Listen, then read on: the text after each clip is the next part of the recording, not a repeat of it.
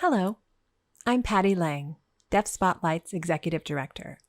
I'm thrilled to welcome the many incredible artists who have contributed their artwork to our upcoming fundraiser on September 12th. I'd like to give a warm welcome to Takiyah Harris. Taki?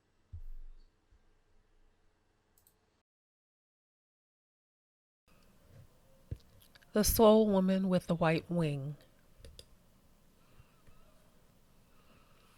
I looked at women in my life, including myself, Black women. We have a huge heart, a heart that's sensitive and open, that's open to the community, where we see many who do not have enough because of communication barriers, especially individuals who are BIPOC, Black, Indigenous, people of color. I'll share an example from when I worked about 2 years ago at a summer camp called Camp Soul. It used to be called Zupi Camp in New Jersey, but they changed their name recently to Camp Soul. It's a deaf camp. There were many campers there who were BIPOC,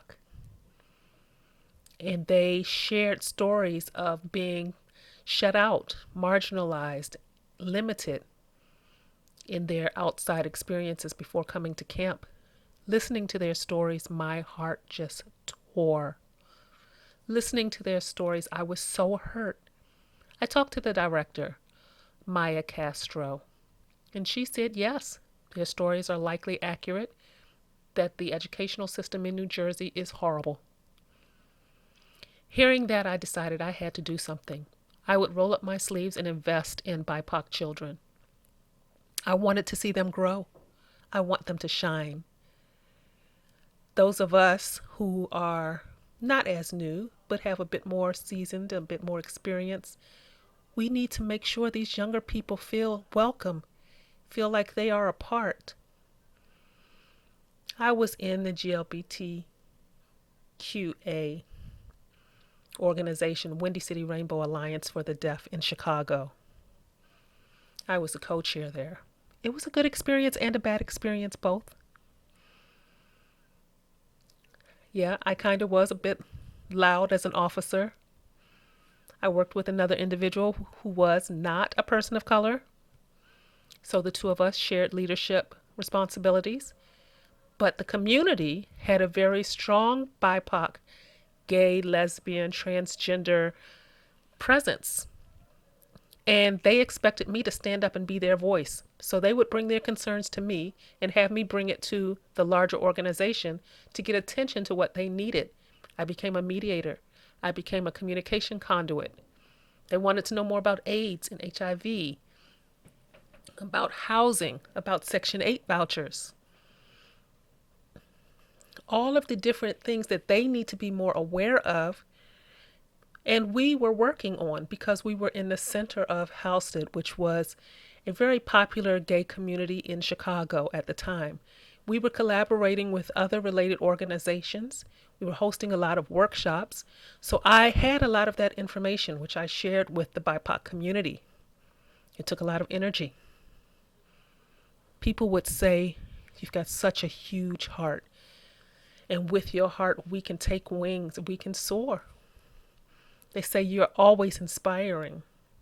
And while I appreciate that, it's a lot of work. But I couldn't give up. That just isn't me. It's not who I am. Also, I had to recognize my mom and my family because they've been involved in movements before, so I got that from them. Black art. We originally set up this page considering the BIPOC artist community, including dancers, musicians and singers, choreographers, poets, writers, visual artists, no matter the genre, a place that's a safe space, that's open and inclusive, non-judgmental, non-critical, which welcomes you without limitation, which is inclusive, that cherishes Black culture and recognizes that you're facing situations that others outside of the community may be unaware of. So be careful about making comments about how it's not that difficult to be Black or part of another community. You don't know what it's like for indigenous individuals, for Mexicans, for Asians, for Latinos. There are so many things that each community is facing based on their own identity that the broader community is unaware of. So I would caution you to be careful as you make your statements about the BIPOC community and about those individuals who have these identities. People are very sensitive. Don't just make these comments that can be over the line and offensive. How can we support BIPOC deaf artists? I think it's important to mention the role of an ally. I've talked to you a few times about work that I've done in the community, about my efforts and activities. An ally is someone who comes behind you, who keeps an eye out for opportunity, who looks over the situation and stands behind while you take the lead. Now, I did have an ally. Sometimes an ally will just reach out to you with a gentle nudge, a suggestion, suggesting a workshop topic or an opportunity to present. This did happen to me just before I moved here.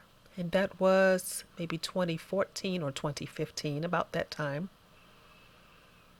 I'm not talking about Black Deaf Art. At that time, I was still working with art and mental health. Somehow, one individual, Patty Drewer, noticed me and reached out to me directly. She wanted to talk to me about being a sponsor or an ally. She also said, I know you're talking about mental health and art. And I really am excited about that. Did you know about Fremont, the school there in California, and some activities that they have related to that topic? I was able to go and present on my other topics, deaf via art, as well as mental health and artwork.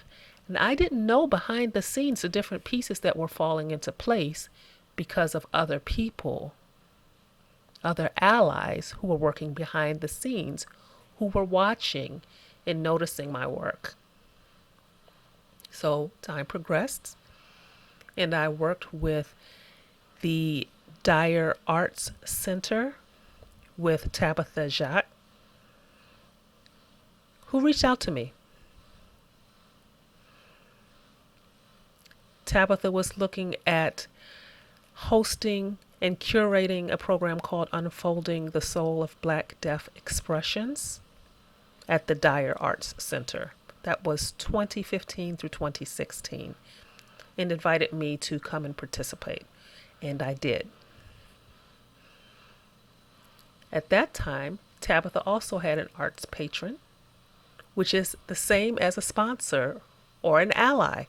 It's another individual who supports you, who sponsors you, who pushes you, who encourages your work and your efforts and your process. Importantly, they also make sure that your vision is true to you and do not try to change your vision.